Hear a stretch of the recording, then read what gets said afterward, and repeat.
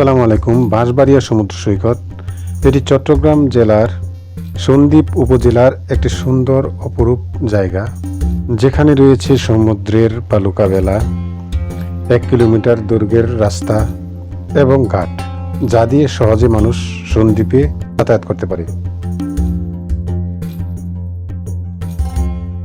বন্ধুরা, চিটাং হাইওয়ের বাঁশবাড়িয়া বাসস্ট্যান্ড থেকে অটো রিক্সা করে মাত্র 20 টাকায় চলে আসলাম বাঁশবাড়িয়া সমুদ্র সৈকত। এটি শুধু সমুদ্র সৈকত নয়, এখানে রয়েছে যাতায়াতের সুব্যবস্থা, যা সন্দ্বীপে এবং বাংলাদেশের অন্যান্য অংশে যাওয়া যায়।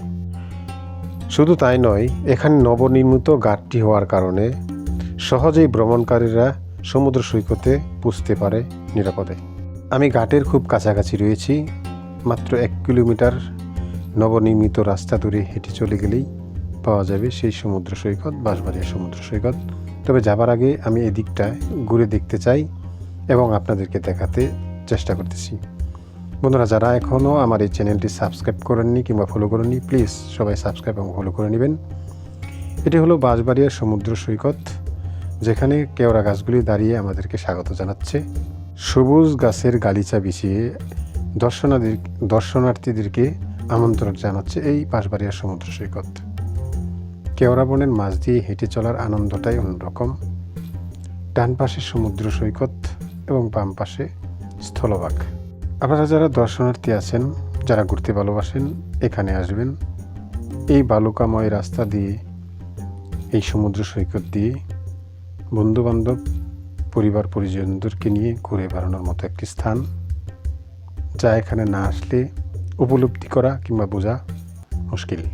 যারা ঘুরতে ভালোবাসেন, ভ্রমণপ্রেমী, এখানেও আসতে পারেন। যারা সন্দ্বীপে সফর করতে আসবেন কিংবা সীতাকুণ্ড ভ্রমণে আসেন, চন্দ্রনাথ পাহাড়, গুলিয়াখালী সি বিচ, সহস্রধারা এবং সুপ্তধারা ঝর্ণা, এরকম আকর্ষণীয় যে স্থানগুলি আছে তার মধ্যে বাঁশবাড়িয়া সি বিচ অন্যতম।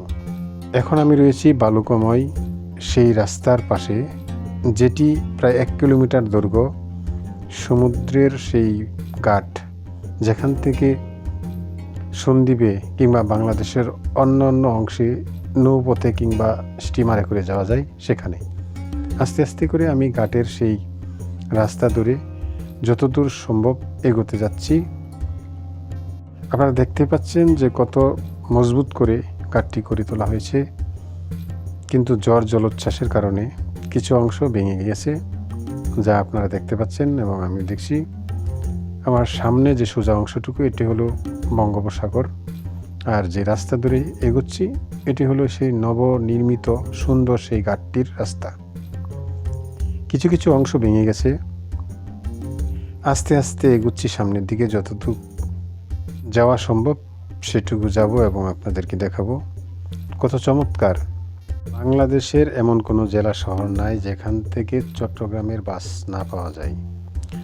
সেই বাসে করে সীতাকুণ্ডের পর বাঁশবাড়িয়া বাস স্ট্যান্ড নেমে মাত্র 20 টাকার বিনিময়ে এই সি বিচে আসতে পারবেন, বাঁশবাড়িয়া সি বিচ। একদিনে সফর করার মতো এই সি বিচটি খুবই চমৎকার। একাধারে সমুদ্র সৈকত, তার উপর সুন্দর ঘাট। যারা সন্দ্বীপে যেতে চান, এই ঘাট ধরে ফেরি করে মাত্র 1 ঘন্টা 20 মিনিটে অল্প খরচে সন্দ্বীপ যেতে পারবেন।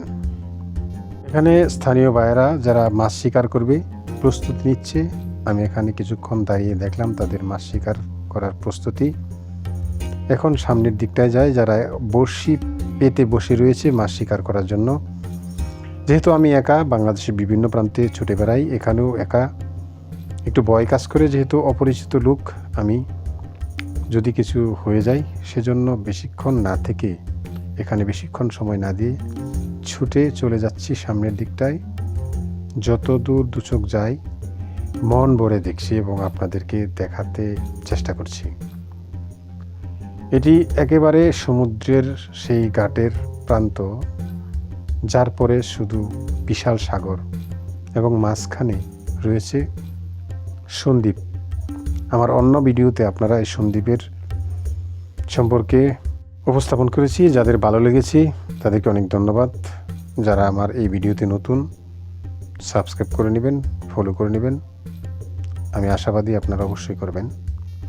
নীরবতা, নিস্তব্ধতা, সাগরের শুনশুন বাতাসের শব্দ এবং ঢেউ সব কিছু মিলিয়ে ভ্রমণ পিপাসুদেরকে অন্যরকম এক অনুভূতির সৃষ্টি করে দেয়। এখানে ঘাটের পাশাপাশি কিছু স্থানীয়দের গড়ে তোলা হোটেল রয়েছে, খাবার হোটেল। সেখানে সাগরের টাটকা মাছের খাবার পাওয়া যায়, যেখানে আমি খেয়েছি। সাগরের টাটকা মাছের স্বাদটাই আলাদা। যারা এখানে খেতে চান খেতে পারবেন, আর যারা এখানে ভ্রমণ করবেন 2-1 দিন থাকবেন, তারা সীতাকুণ্ড থানা শহর বা উপজেলা শহরে গিয়ে 500 থেকে শুরু করে 4-5 হাজার টাকার দামের হোটেল রয়েছে, গেস্ট হাউস রয়েছে, সেখানে থাকতে পারবেন।